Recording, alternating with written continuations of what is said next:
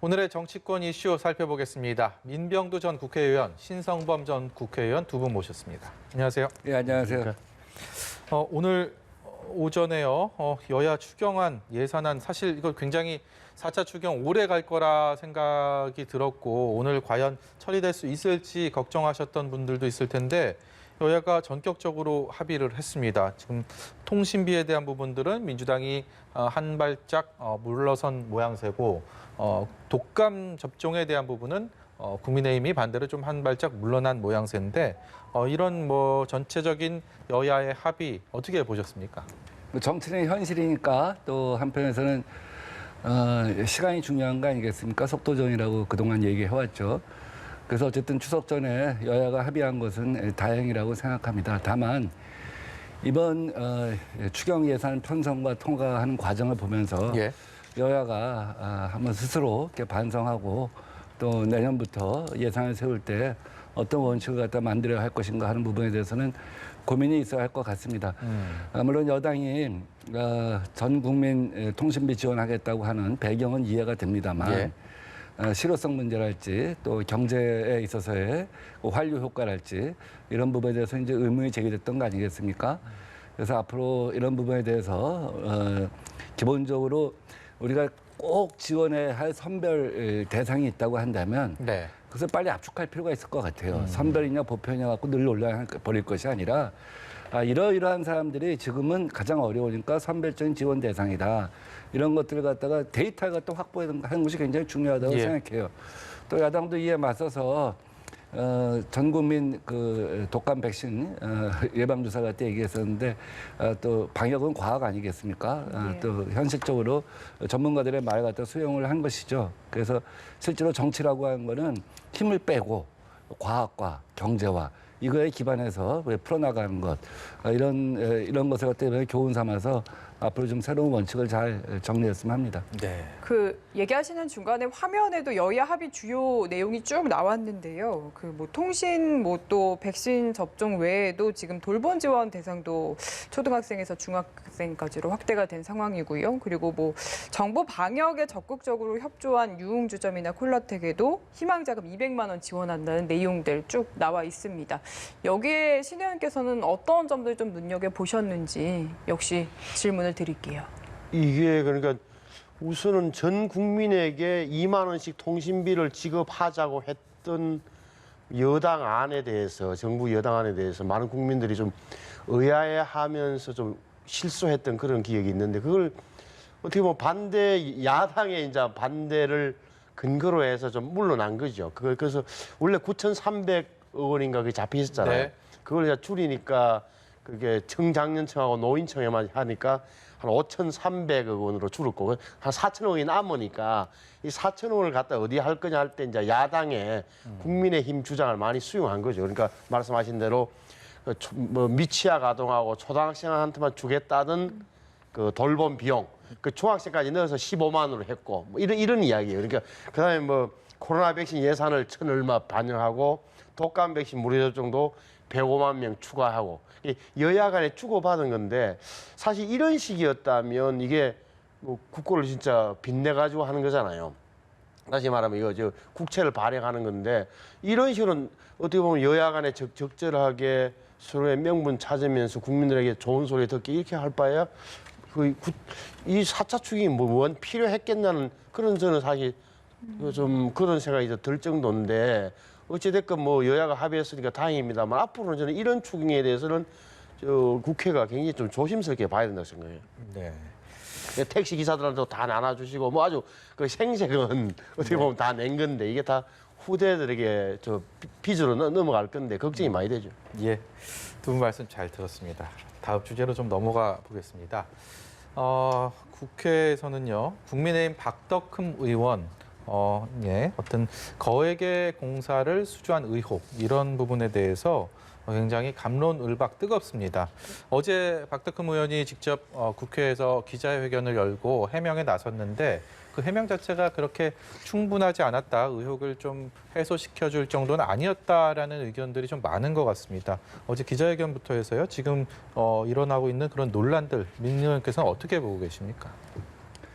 우선 박덕흠 의원이 그와 같은 의혹의 중심에 서게 된 원인을 제공한 것은 국민의힘이었다고 봅니다. 이해 충돌 소지가 있는데 국토교통이 이제 간사를 맡긴 것부터가 잘못의 시작이라고 이제 보는 것이죠. 뭐 전문성을 갖다 기초로 해서 상임위 배치한다고 하지만 사실은 국회라고 하는 것은 전문가의 어떤 모임이 아니라 제너럴리스트, 그러니까 어떻게 보면 전체적인 상황을 보는 예. 그런 사람들의 모임이라고 할 수가 있겠습니다. 국민적 상식에 맞춰서 문제를 볼 때, 사안을 볼 때 더 많은 개혁을 할 수 있다 이런 뜻이죠. 그래서 오히려 전문가를 배치했다가는 오히려 이해관계에 빠져들 위험이 큰 것이고 이제 그 결과가 이러한 상황을 낳았다고 봅니다. 박덕흠 의원이 서울시를 상대로 해서 어떻게 민원이 통할 수 있었겠느냐, 또 네. 전자입찰인데 어떻게 그게 가능하겠냐 하는 얘기를 하지만 그 과정에서 또 들여다볼 지점이 굉장히 많다고 생각합니다. 앞으로는 국회의원을 갖다 우리가 감시 감독하는 데 있어서 그것도 시민사회의 의무이고 또 이제 언론이 한 역할이겠지만 저는 제도 개선으로 국회의원이 정부나 기업을 상대로 자료 제출 요구를 했을 때 그것을 반드시 기록으로 남겨야 한다 하는 생각을 갖고 있습니다. 지금은 국정감사 때 상임위원장을 통해서 자료 요구한 것만 기록으로 남지 개별 의원들이 개별적으로 요구한 것은 기록으로 남질 않습니다. 예. 물론 이것을 의정 활동을 제한한다 하는 비판도 있을 수 있지만 오히려 이렇게 투명하다고 한다면 그걸 남기지 않을 이유가 무엇이겠습니까? 다음 두 번째는 국정감사 때 증인 채택 요구를 실명적으로 했으면 좋겠습니다. 지금은 사실 비공개 요구거든요. 그래놓고 이 과정에서 이제 하나씩 추려서 없어진단 말이죠. 이 예. 없어지는 과정에서 어떤 의혹이 있는지 우리가 알 수가 없지 않습니까? 그래서 이런 것들 갖다 좀 제도화할 필요가 있다고 생각하고요. 이번에도 그 해당 의원이 국토교통위 법안심사소위에서 업계 이익을 위해서 이제 여러 가지 얘기를 했다 하는 얘기가 나오고 있는데 뭐 무슨 사건이 터지면 그제서야 이제 언론이 예. 속기록을 들여다봅니다. 근데 언론이 그렇게 할 수밖에 없는 이유도 있어요. 왜냐하면 법안심사소위는 비공개입니다. 그렇죠. 예. 아니 이거 이치에 맞는다고 생각하십니까? 국회의원은 로메이커예요. 법을 만드는 사람들이. 근데 법을 만드는 과정은 비공개예요. 정부를 상대로 하는 거는 언론의 스포트라이트를 받는 거는 공개예요. 예. 이치 안 맞잖아요. 예. 그러니까 법안심사소위를 갖다가 지금 비공개로 하는 이유는 뭐 한 70년 된 관행입니다만 이것이 이제 일일이 드러나게 되면 관련자들의 그 압박을 받아갖고 논의 진행이 어렵다 하는 얘기인데 사실은 뭐 한두 시간 후면은 전자속기록에 다 올라와 있습니다. 네. 그러니까 앞으로는 법안심사 소위도 좀 공개적으로 진행했으면 하는 바람입니다.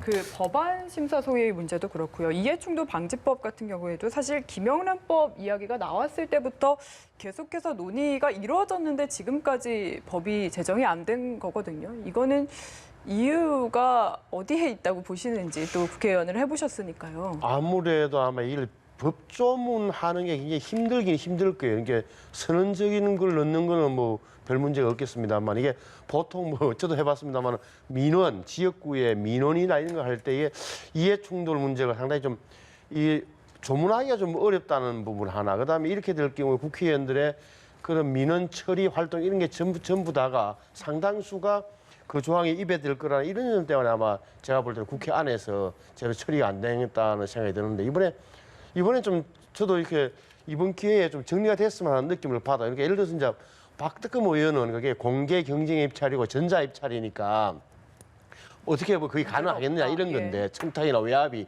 불가능하다, 구조적으로 불가능하다는 취지잖아요. 그리고 자기가 당선되고 나서 오히려 회사가 더 수주액이 줄었다 이런 주장을 하고 있는데 그럼에도 불구하고 국민들이 볼 때는 전문건설협 회장도 하셨고 건설회사를 갖고 있는 분이 그것도 국토교통위원회에 5년 동안 계속 있었다는 것은 분명히 문제가 있다고 보는 거거든요. 그러니까 그게 그 어떻게 보면 서울시 공사 발주하는 측이나 이던 국토교통부 산하기관에서 국토교통위원이든 박 의원 회사니까 가족이 이름 돼 있지만 회사니까 뻔히 알고 있으면서 뒤를 봐준 것 아니겠느냐는 의혹은 분명히 나오는 거고 이해 충돌은 저는 피할 수 없는 그런 제목이라고 봐요. 어떻게 보면 혐의가 있다면 여기에 대해서는 아마 미래 국민의힘에서도 당내에 좀 철저히 조사를 해서 빨리 어떤 처분을 내리는 게 맞다고 생각합니다. 이 부분은 제가 좀 보충을 할까요? 제가 19대 국회 때 정무위원이었고 20대 국회 때는 정무위원장인데 이 관련 법은 정무위에 회부된 법입니다. 예. 김영란법은 이제 일반적으로 국민들은 350으로 알고 있죠. 3만 원, 5만 원, 10만 원 금품수수 이제 금지법이죠. 또 하나는 이제 이번에 잘 알려진 것처럼 부정청탁 금지법인데 마지막 부분 이해충돌 금지법 이것이 사실은 핵심입니다. 근데 굉장히 어려웠던 게 우선 김영란법은 공직자 등에 대해서 규율을 하는 것입니다. 일반적으로 공직자를 하면 공무원인데 그래서 공직자 등이라고 해갖고 언론인하고 사립학교 교원을 넣었어요. 예, 그랬죠. 그러니까 여기다까지 이해충돌 금지를 넣기에는 너무나 포괄적이에요. 국민들이 규율 대상이 너무 많아지는 게 하나가 있고 다음 두 번째는 이해충돌이 이제 가령 부모, 배우자, 자녀까지 연결되어 있는 겁니다. 가령 어떤 그 고위 공무원이 무슨 발전소와 관련된 업무를 하는데 아들은 발전소와 관련된 일을 쭉 해왔어요. 사기업에서. 근데 자기가 발전소와 관련된 업무를 맡게 됐잖아요. 그럼 예. 어떻게 할 거냐? 본인의 업무를 회피할 거냐 아니면 아들 다른 데로 가게 할 거냐. 네. 이게 단순하게 지금 한 가지 예를 들었지만 굉장히 복잡해집니다. 이 예를 들기 시작하면. 그래서 이제 이 이해관계가 충돌될 경우는 그 관련 업무에서 뭐 배제 중지가 아니라 이건 이제 범죄 혐의가 있는 경우고 이제 회피를 시켜야 되는데 이것이 직업 선택의 자유와 어떤 그 자기 결정권 있지 않습니까? 네. 어떤 직장에서 자기가 어떤 발전해 나가는 데서 이걸 지나치게 제한하기 때문에 너무 포괄적으로 제한해 갖고는 문제가 있다 하는 그런 생각 때문에 이제 차일피일 미뤄진 것이죠. 근데 네. 20대 국회 말미에 와서 국민권익위가 이것을 조금 제한적으로 네. 좀 정리를 갖다 한 부분이 있습니다. 그래서 이번에 반드시 한번 그 이해충돌 방지법을 갖다가 통과시켜서 앞으로 이런 부분에 있어서 이제 비리의 원천 소지 자체를 갖다가 우리가 이제 제거할 필요가 있다고 봅니다. 우리 그 삼선 중진의 민병도 의원의 말씀을 들어보면요. 피감기관으로부터 자료 제출 요구할 때 기록으로 남겨야 되는 부분, 그리고 증인 채택 요구도 실명제로, 법안 심사 소위는 비공개로, 그동안의 어떤 이런 부분, 비공개로 이뤄진 부분을 공개로, 그리고 이해충돌방지법 아직 세상에 빛을 보지 못한 상황에서 왜 필요한지에 대해서 정말 경험 있는 국회의원의 여러 가지 좋은 참고할 얘기들인데 이와는 달리 실제 국회에서는 이 문제가 정쟁의 소재로 활용되고 있다는 말이죠. 여당에서는 이슈 전환, 물타기 이렇게 활용하는 거 아니냐 이런 얘기 나오고 있고 결국 공은 국민의힘으로 넘어간 상황에서 자체 진상 조사를 하고 있는데 어쨌든 간에 박덕흠 의원이 이제 소속 의원이기 때문에 결자 해지의 심정으로 국민의힘이 뭔가 결단을 내려야 되는 시기가 점점 다가오고 있는 것 같습니다. 여기에 대해서는 어떻게 전망을 하신지 궁금합니다. 전망은 뭐 제가 어떻게 할 수 없겠습니다. 하여튼 원칙은 분명해요. 그러니까 이게 잘못이 있다면 그에 상응하는 책임, 그게 법적인 책임이 됐건 정치적인 책임이 됐건 져야 되는 거죠. 그러니까 네. 국민의힘 당내에서 진상조사 특별위원회가 만들어졌고 빨리 조사를 하고 박 의원도 거기에 성실히 응하겠다고 하니까 낱낱이 조사를 한번 해봐야죠. 진짜 이렇게 여당 의원들이 문제 제기한 게 실제 근거가 있는 건지 다 봐야 되는 거고. 예. 그래서 당내 조사 특위 어느 정도 할 수 있을지 모르겠습니다만 철저하고 정확하게 조사를 해야 된다. 그 다음에는 그게 걸맞는 조치를 해야 되죠. 그게 뭐 당원권 정지나 뭐 예단하기 힘듭니다만 당원권 정지가 될지 경고가 될지 뭘 어떻게 될지 모르잖아요. 예를 들어 뭐 예. 출당이나 뭐 이렇게 될지도 제명이 될지 모르겠는데 저는 그게 그 점에 대해서는 그 여당이, 저 야당인 국민의힘이 굉장히 조심스럽고 철저히 해야 된다고 생각해요. 왜냐하면 지금 민주당이 아시는 대로 김홍글 의원 제명, 물론 뭐 무소속으로서 국회의원 유지합니다만 제명했다 이런 발 빠르게 움직이고 있거든. 이낙연 대표 체제가. 예. 어떻게 보면 추석 전에 모든 걸 좀 당내 네. 분란될 요소를 정리하겠다는 태도인데 국민의힘에서 많이 머뭇거리게 되면 이 상당히 당의 부담이 될 겁니다. 지금 김홍걸 의원 얘기하셨는데요. 아직 이상직 의원에 대해서는 윤리감찰단 조사가 진행 중인 상황이지 않습니까? 근데 역시 뭐 추석 전에는 결론이 날 거고 홍익표 의원이 국민 눈높이에 맞는 결과가 날 것이다라고 이야기를 또 했더라고요. 좀 당내 분위기가 어떤지도 듣고 싶은데요. 지금 뭐 당사자는 이제 본인의 사죄를 다 출연했고 예. 해야 할 의무를 다 했다고 이제 밝히고 있습니다만 방금 이제 홍익표 의원이 얘기한 대로 이제 국민의 눈높이라고 하는 것이 중요하지 않겠습니까? 많은 사람들이 정리가 해고됐고 또 그 과정에서 우리 민주당이 항상 얘기해왔던 을들의 눈물을 닦아준다고 했는데 을들이 이제 많이 그 눈물을 흘리게 된 거 아니겠습니까? 예. 이렇게 해갖고는 그 당이 갖고 있는 기본적인 정체성, 국민 일반에 대해서 우리가 이제 포용하겠다는 그런 정체성을 갖다 계속 강조하고 국민들한테 우리가 자부하기가 조금 어려워진 지점이 있을 수밖에 없겠죠. 예. 아마 이런 것이 당에서 고민하는 그 핵심적인 줄거리라고 생각하고 또 그렇게 본다면 이상직 의원은 거기에 맞춰서 또 고민해야 할 지점이 있다고 생각합니다. 네. 예. 다음 주제로 넘어가 보도록 하겠습니다. 정부 여당이 추진하고 있는 공정경제 3법. 여기에 대해서 김종인 국민의힘 비대위원장이 찬성 입장을 밝히면서 화제가 됐었는데요. 오늘 박용만 대한상임회장이 국회를 찾아서 김종인 비대위원장을 만났습니다. 재계에서는 아무래도 부담이 되는 그런 법안이라고 생각을 하기 때문에 김종인 비대위원장과 어떤 얘기를 나눴는지도 궁금한데요. 먼저 듣고 오겠습니다. 박용만 회장이 그 경제 3법에 대해서 경제인 나름대로 왜 우려가 있는 얘기를 듣고 나는 이런 얘기를 했어요. 우리가 이 경제관계법을 다루면서 한국 경제에 큰 손실이 올 수 있는 그런 법을 만들겠느냐 말이야. 기업인들이 우려하는 거, 또 일반적인 상식으로 생각해서 판단할 수 있는 거, 이게 다 각기 다를 수밖에 없으니까 거기에서 어느 정도 접합점을 찾으면 되지 않겠나, 나는 이렇게 생각하는 거예요.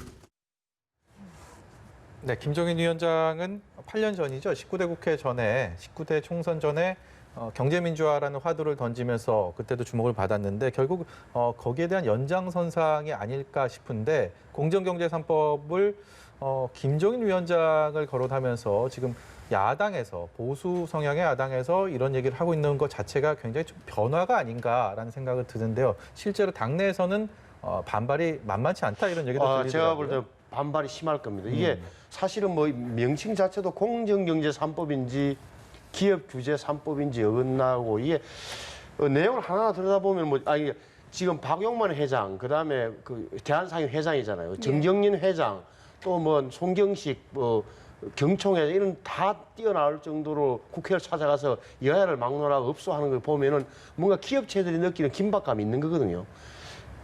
저는 이렇게 생각해요. 이게 결국은 이게 잘못되면 국민의힘 내부에 분쟁 소지가 충분히 있는 거다. 왜냐면 기업할 자유를 가장 보장해야 되는 게 보수 정당인데 지금 김종인 위원장은 어떻게 보면 아시는 대로 경제 민주화의 어떤 자기 소신과 철학을 굉장히 투영시키고 있다. 그런데 당원들, 당 소속 의원들이나 특히 지금 그 소관 상임위원회, 정무위나 법사위원들 입장에서는 쉽게 그냥 손들어주기는 어려운 법 구조거든요. 예를 들어서 이런 거잖아요. 그러니까 3% 이상은 최대 주주라도 의결권을 행사 못하도록 돼 있잖아요. 그러니까 우리가 알고 있는 현대자동차 하더라도 정몽구 명예회장이나 정의선 수석 부회장 같은 경우가 합하면 한 29% 갖고 있다 그래요. 30% 가까이 갖고 있지만 지분은 그래 있는데 실제 의결권은 3%밖에 행사 못한다고요. 이거 누구한테 좋으냐면은 기업인들 이야기 들어보면 결국은 외국 투자 자본들이 들어와서 3%만 갖고 있으면 그 의결권을 행사할 수 있기 때문에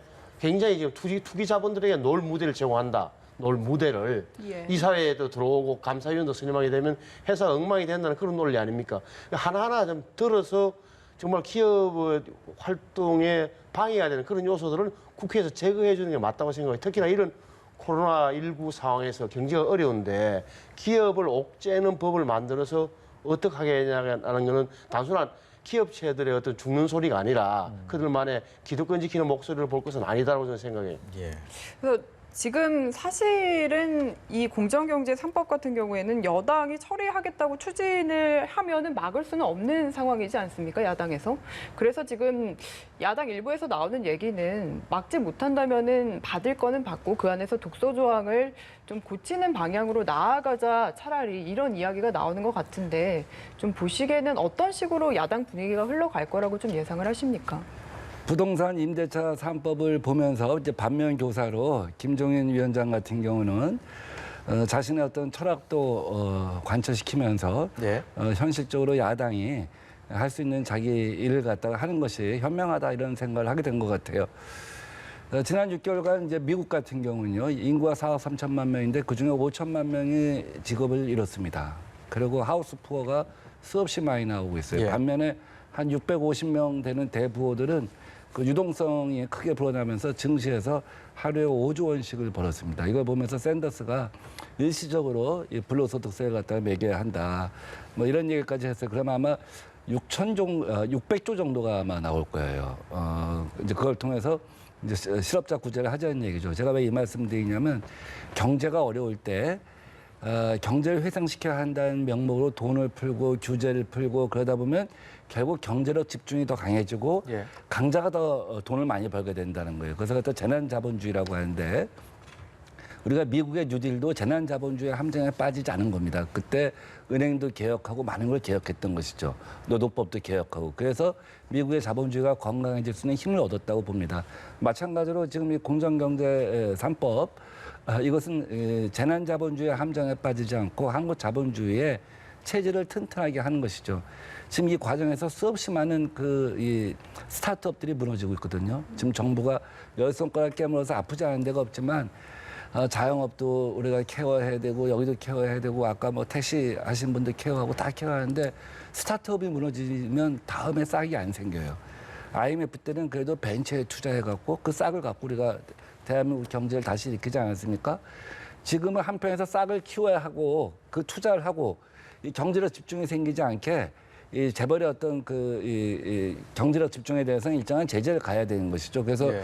공정경제 3법 중에 일감 몰아주기랄지 내부 거래랄지 이런 부분에 대해서는 지금 이런 걸 통해서 재벌이 이 터널을 벗어날 생각을 하면 안 되고 오히려 이런 부분에 대해서는 재벌의 체질을 강화하게 해야 한다 하는 생각이 들고요. 네. 금융그룹 통합감독은 뭐 당연히 해야 되는 겁니다. 금융그룹이 금융의 부실은 전 국민적인 부실이 될 수가 있잖아요. 그중에서 이 금융회사가 여러 개 있으면 누구를 통합감독해서 정할 것인가 하는 걸 지정하는 것이거든요. 그러면 감독이 편해지겠죠. 다만 지금 아까 이제 신 의원님 말씀하신 것처럼 뭐 3% 룰이랄지 다중소송 부분에 대해서는 여야가 기업의 의견을 들어서 조금 조정할 부분도 있다고 생각합니다. 많이 거론이 되더라고요. 예.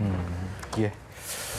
어제였죠. 어제 문재인 대통령 주재 회의가 청와대에서 있었는데 국정원, 검찰, 경찰 개혁 전략 회의가 있었습니다. 이 두 번째 회의였는데 뭐니 해도 여기서 여러 가지 개혁에 대한 의지가 표출이 됐지만 공수처 출범에 대한 이제는 해야 된다라는 얘기들이 굉장히 줄을 이룬 것으로 알려졌습니다. 여기에 발맞춰서 윤호중 법사위원장이 오는 11월까지는 공수처장 임명해야 된다. 이 부분이 이미 지난 연말국회 공수처 관련돼서 20대 국회에 뜨겁게 달궜었고 다시 달아오르고 있습니다. 공수처장을 어떻게 임명하느냐 이를 두고 여야는 20대 국회에 이어서 21대 국회에서도 지금 대치 국면을 예고한 상황인데요. 어떻게 풀어가야 될까요? 뭐 얼마 전에 여야 간에 한번 사실 속생각을 교환했던 적이 있었던 것 같아요. 주호영 원내대표가 교섭단체 대표 연설에서 북한 인권재단 이사를 빨리 임명하라. 또 청와대 감찰관에 갔다가 임명하라. 이런 것은 어떻게 보면 그 여야가 이 명분을 갖다가 차리기 위한 네. 어떤 자락을 깔아놓는 것이 아닌가 하는 생각이 듭니다. 어차피 여당이 지난번 부동산 임대차 3법처럼 법을 통과시키고자 한다면 통과시킬 힘은 충분히 갖고 있는 거 아니겠습니까? 예. 근데 지금 한 번 명분을 준 겁니다. 야당 같은 건 한 번 명분을 주고 이제 승부르기를 해왔는데 그렇다고 한다면 지금 그 야당도 자기들이 생각하는 아까 두 가지 조건 이런 걸 여당이 받는 것을 갖다가 명분으로 하여 이 법을 통과시킨 것이 합리적이다 하는 생각이 듭니다. 왜냐하면 공수처장의 정치적 중립성에 대해서는 얼마든지 제어할 수 있는 수단이 이제 마련되어 있는 거 아니겠습니까? 예. 그러한 수단이 있음에도 불구하고 공수처 출범 자체를 갖다가 저지하는 것, 이건 야당한테 크게 명분이 있는 일은 아니라고 생각합니다. 그 공수처 특별감찰관 인권재단 이사 한 번에 하자 이야기 나왔을 때까지만 해도 추진이 될 것 같았는데 다시 지지부진한 상황이거든요. 뭐 어떤 식으로 좀 해결책이 나와야 된다고 보십니까? 저는 아마 국민의힘 내부에서 입장 정리를 하기 상당히 힘들 겁니다. 그러니까 아마 주호영 원내대표는 두 가지 조건을 제시하고 이제 공을 다시 넘긴 건데 뭐 다 보니까 지금 김종인 위원장은 그 공수처 후보 추천위원을 추천할 수 있다는 말씀을 하셨다는데 당내에서 저는 분위기를 잘 모르겠어요. 근데 제 개인적인 생각으로는 이게 좀 헌법재판소의 좀 판단이 좀 빨리 나와줬으면 좋겠다는 생각이 먼저 들고 예. 그도 말씀드리지만 공수처가 굉장히 정치적인 방식으로 구성되고 또 정치적인 인물들을 대상으로 할 수밖에 없는 그런 정치적 수사기구라는 점이 분명해요. 그리고 공수처장이 우리가 2명의 지금 여당에서 추진한 것은 2명으로 돼 있는 그 야당의 비토권마저 없애는 법안을 내겠다는 거 아닙니까? 그러니까 낼 테니까 빨리 지금 야당도 들어와서 해달라 이런 압박용이긴 한데 저는 불안하게 생각하고 있고 또한 공수처의 검사와 수사관들 다 누가 뽑느냐? 공수처장이 뽑아요. 그리고 7명이 그 안에서 다시 인사위원회를 구성해서 하는데 거의 그분들 마음대로 다 공수처 검사와 수사관들을 뽑아서 배치할 수 있도록 됐기 때문에 굉장히 사실상 내부적으로 들어가면 문제가 많은 법은 맞아요. 그러나 뭐 아주 미룰 수는 없는 거고. 예. 그래서 저는 좀 헌법재판소의 좀 판결이 좀 빨리 나오고 그 후에 야당에서 좀 우리가 할 수 없다. 추천하겠다라고 하는 게 저는 정치적 수준이 맞다고 생각합니다. 네, 그 마지막으로 짧게요. 어제 법사위 전체회의 직후에 추미애 장관이 마이크가 꺼진 줄 알고 김도읍 의원을 언급했다가 사과하는 해프닝이 있었습니다. 사실 이게 사안의 본질은 아닌데 본의 아니게 좀 이런 일이 반복되고 있거든요. 좀 어떻게 보셨는지. 그게 뭐 얘기 공적 듣고 발언이냐 아니면 사적 발언이냐 이렇게 생각하면 사실 사적 발언의 영역에 있는 것이죠. 왜냐하면 공식적인 회의에서 한 얘기는 아니니까. 또 한편에서는 본인의 어떤 무의식을 그대로 드러낸 겁니다. 생사람 잡겠다, 죄 없는 사람 잡겠다 한 얘기는 자기 자신이 죄가 없다 하는 어떤 자기 확신이 있지 않으면 저런 얘기를 무의식 중에 하기는 쉽지 않다고 보거든요. 그래서 다만 이제 우리가 여의도에 여의도 국회로 간 그 다리가 2개가 있잖아요. 성황대교, 마포대교. 예. 이제 그 푸념대교라고 합니다. 이제 그 장관들이 국회 끝나고 가면은 이제 하루 종일 닭달을 받으니까 돌아가면서 이제 푸념을 한다고 해서 그러는데 국회는 어차피 국민을 대표해서 정부를 갖다 감시하는 곳이니까 또 어쨌든 언행에 조금 더 이렇게 사려 깊은 모습을 보이면 좋겠죠. 예. 오늘 말씀... 근데 이 듣겠습니다. 추 장관 참 해도 너무하네 하는 생각이 계속 들더라고요. 뭐 의도하진 않았겠지만 말 하나하나가 굉장히 좀 어떻게 보면 좀 소설 쓰시네부터 시작하고 예. 어제는 사람 잡는 사람 이런 좀 어떻게 이런 소리를 쉽게 이렇게 하는지 도저히 심리 상태가 좀 의심하는 정도가 아닌가 싶고 좀 판단을 좀 잘 해야 될 것 같아요. 태도 문제가 계속 나오잖아요. 예. 아들 문제도 그렇고 지금. 네, 예. 여기까지 들어도 되겠죠?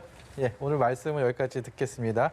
민병두 전 의원, 신성범 전 의원이었습니다. 고맙습니다. 잘 들었습니다.